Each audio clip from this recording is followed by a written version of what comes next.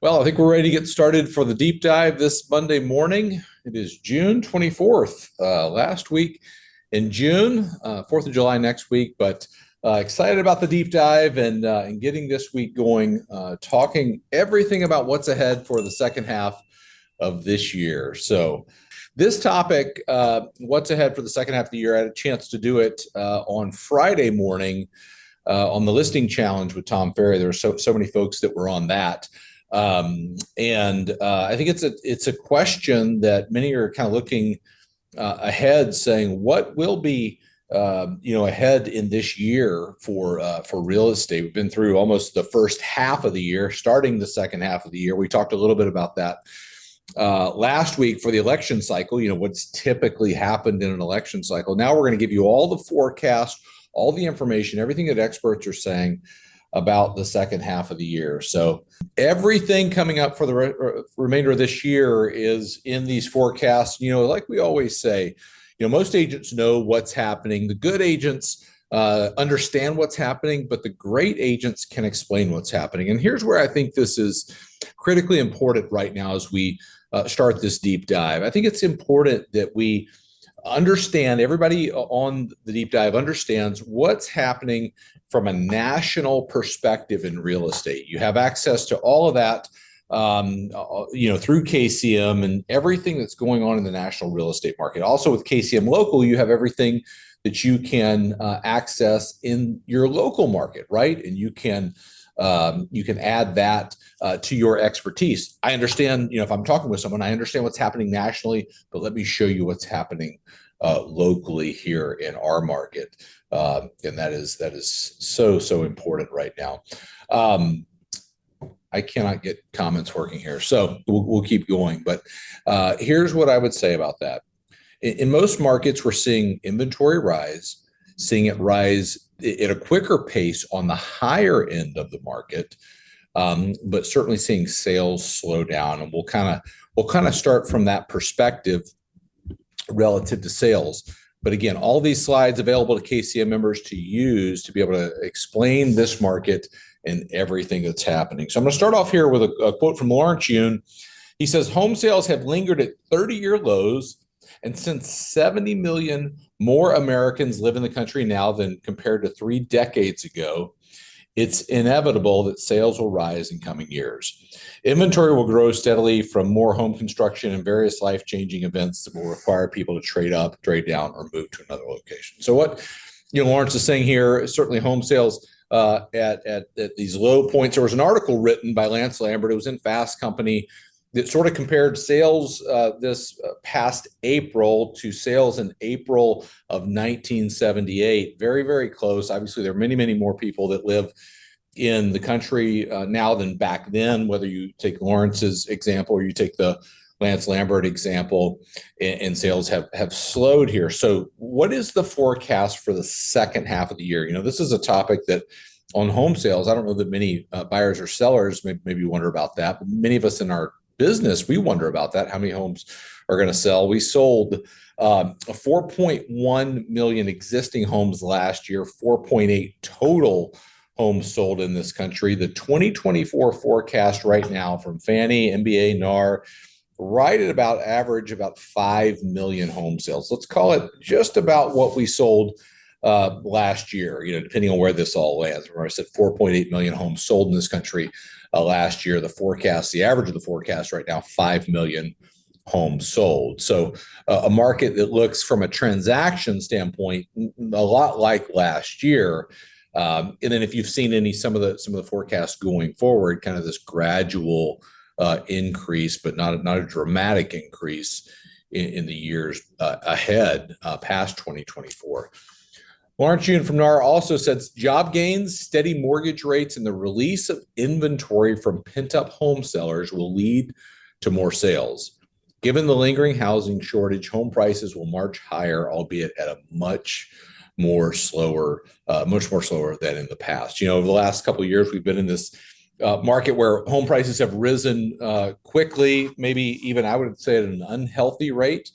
And he's saying, hey, that's going to continue home prices are going to continue to rise, not at that pace, at a much more a slower rate than what we've seen in the last couple of years. And I would say a much more normal rate, given the historical context. So what's the latest forecast for 2024 home prices? Right here, the seven that we follow: Fannie Home Price Expectation Survey, MBA, Goldman Sachs, NAR, Zillow, Freddie Mac. 2.9% residential home price appreciation this year. I think there are a couple of things happening right now. One, you're seeing a less aggressive posture by forecasters. They've sort of come off some of their forecasts. That average over the last couple of months was up above 3. Now you're seeing a 2.9. I think we'll see somewhere between 3 and 5% residential home price appreciation in this country. But no doubt, I think this is important at the macro U.S. level to help people understand prices are not, following. There's not this crash in prices that many have sort of, said, hey, that's coming, or this is what would happen. Now, depending on the market that you're in, the price point that you're in, you can say, okay, here's what's happening nationally, but here's what is happening right now in our market. Jessica from NAR said this, and I think it's critically important. One thing that seems to be pretty solid is that home prices are going to continue to go up. And the reason is that we don't have enough housing inventory. The lack of homes that are out there for sale keeps the upward pressure on prices. And that's always going to be the case. Depending on where you look, we're somewhere between 2 and maybe 5 million homes under capacity or under inventory in this market. There's literally not enough homes for the number of people that want to buy them. And I think that's something that we have to keep our eye on, and that's going to continue to keep pressure on prices. And that's really one of the things coming out of the last couple of years where we had unhealthy home price appreciation. The thing that sustained it is the lack of available inventory. If you even make the comparison going back to 2008, you had a massive flood of inventory come into the market, and that drove prices down because you had an oversupply. Even looking at the numbers right now, if you were to see an uptick in foreclosures, which we're not, all of those homes would be gobbled up by people that are looking to buy. There are more people that want to buy than there are the number of homes that are on the market. The thing that I believe will be a driver in this market are mortgage rates. We live and work in a demand-based rate environment. You've seen that graphic that we've used based on where rates are at. I think there are a couple of key sort of points that we want to look for. 6.5% on 30-year fixed. I think we go below that, we'll see good demand. We dip our toe into the 5s, we'll see probably great demand. People just psychologically saying, hey, mortgage rates are down in the 5s again. But what's the latest forecast as of June of this year, as of this month? Fannie, MBA, NAR saying by the fourth quarter, by the end of this year, maybe around 6.5% on a 30-year fix, maybe 6.5, 6.75, depending on the flow of this. Now, we talked last week about the election cycle, how rates have come down in previous years in an election cycle. I do believe we'll see a little bit of relief on the 30-year fixed coming in. And even if you take this forecast beyond, and I'll show you in just a minute from MBA, getting somewhere to dipping our toe into the 5s by the end of next year is what forecasters are saying. Here's what this looks like graphically. You see kind of the quick run up in mortgage rates and where we sit right here, wrapping up the second quarter of 2024. But the forecast is that rates will continue to come down. From that, we'll see more people say, hey, we paused our search because of affordability, because of high rates, and we want to get back into the market. I think a lot of that is going to depend on many, many factors. But one of the big factors is, what will the Fed do? What will the Fed do relative to the Fed funds rate? There's a lot that hinges upon that. And they don't have control over mortgage rates, but overall, it'll be a sign economically that we're starting to make progress through some of the issues that we've had in this country, economically speaking. And I want to give you sort of a consensus from major banks on what they say the Fed will do. Coming out of the last meeting, they said we'll probably cut rates one time this year. And so when you think about this, you look at what the Federal Reserve is going to do, and the overwhelming consensus by all of these banks is that in the fall, specifically in the September meeting, is that the Fed will cut rates. So we'll wait and see if that happens. But I always want to give you what are experts sort of saying about the trajectory of this market and what they see. I think it's going to be largely dependent upon what happens there, and that certainly doesn't. There's nothing we can control. There's nobody on the deep dive this morning that could control the Fed or mortgage rates. Our job right now is to be able to guide clients forward and give them the best advice given all of this. Okay. Give you a few quotes that I think really sum up this market well. Al Lord from Lexard Capital Management: projected inventory increases are attributed to improvements in mortgage rates, which will motivate current homeowners to move up the ladder of housing and demographic shifts as older Americans are downsizing. So what he's saying there is mortgage rates come down. As we see that happening, we'll see folks jump back into the market. Maybe they'll say, you know what, I know that a 3% mortgage is not coming back anytime soon. I want to go ahead and make the move because we have a growing family, or we're going to downsize, or we're going to get closer to our kids. Whatever the case is, certainly that will drive more inventory.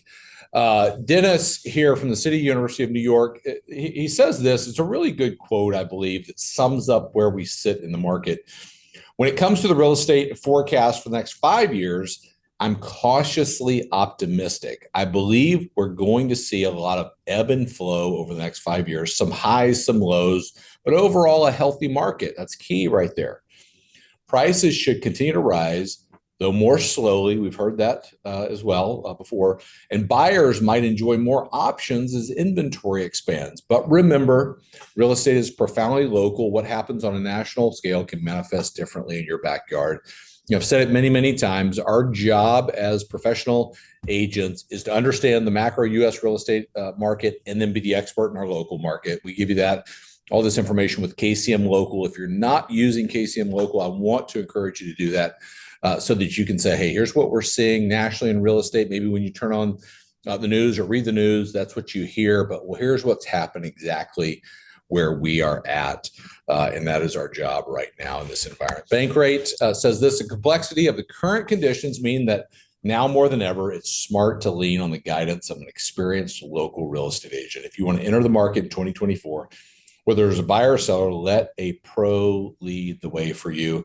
Couldn't have said it better there. I think, with everything, all the noise in the market, with NAR and everything out there that maybe some consumers have heard, we need to be vocal about here is what's happening in the market. And, what we want to do every week with the deep dive is give you a topic that we can go deeper on, what we believe is the most important thing in real estate, then give you the resources to be able to share that. A couple of weeks ago, we had a chance, and I think we talked about it on the deep dive, where your job is to sort of accumulate knowledge, build the foundation of knowledge, then share that knowledge, and then engage on that knowledge. That's really the hierarchy of how you want to be in the knowledge broker business, right? I want to gain the knowledge, I want to share it, then I want to engage all those that I'm working with on it.